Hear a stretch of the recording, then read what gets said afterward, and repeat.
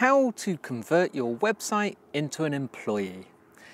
It is episode 237 of the Marketing for Owners podcast with me, John Butt.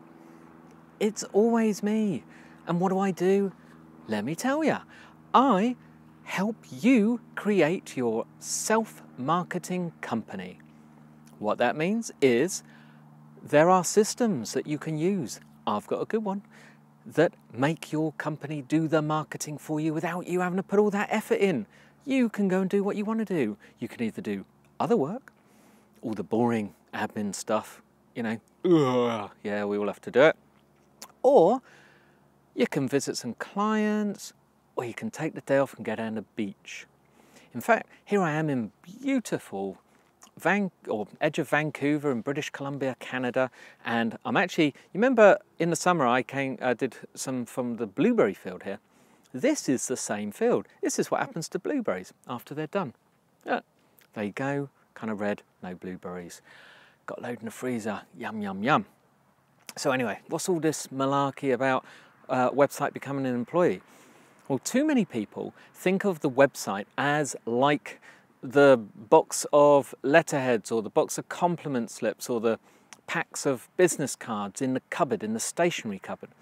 A website has a job to do. It is not a brochure.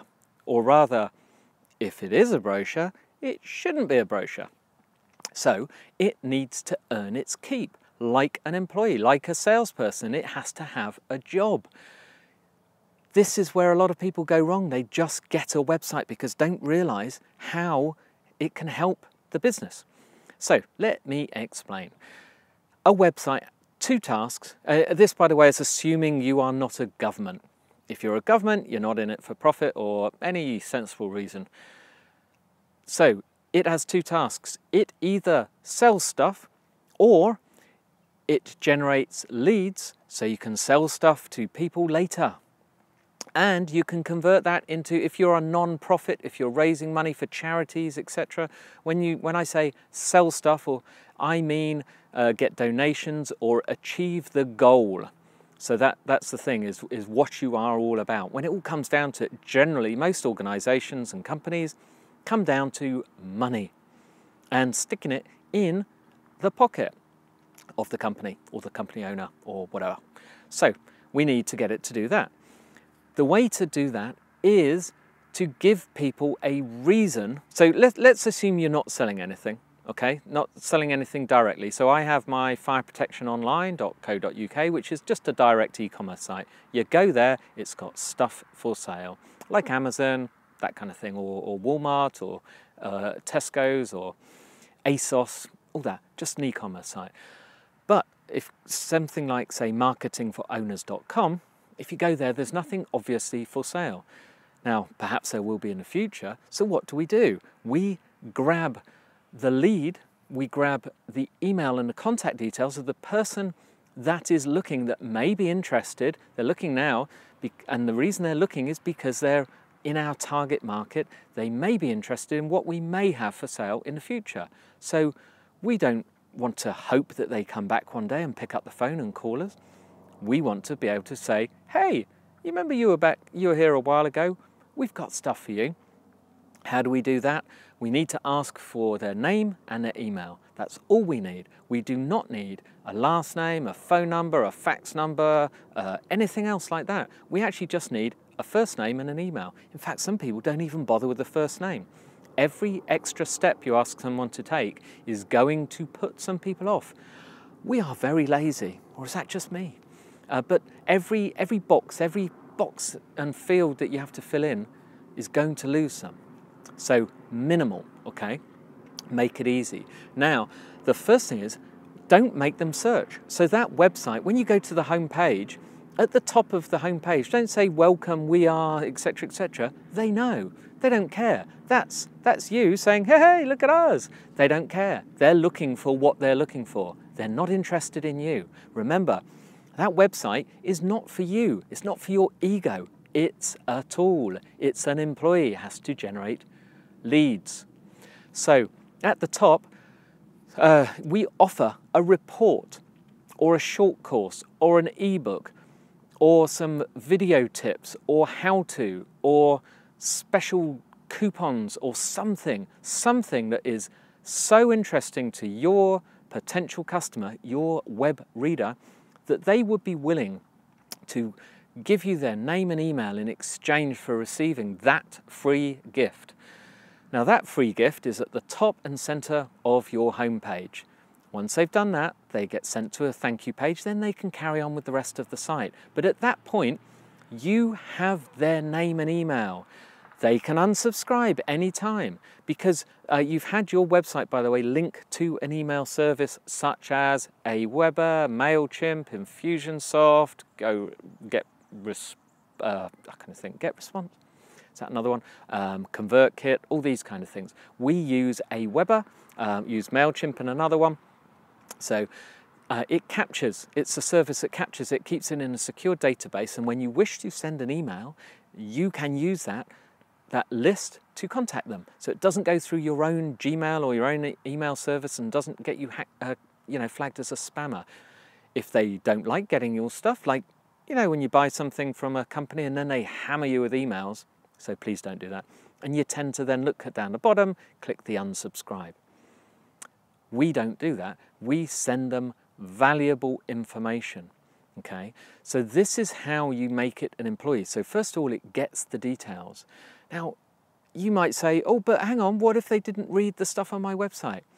It doesn't matter. If they were interested enough to want to, they'll go back to it and find it. They know how to find the homepage again. They know how to scroll and look at the menu. But you're then going to send them weekly emails, which is pretty much on topic about the subject that is on your website. You're nurturing, your lead nurturing.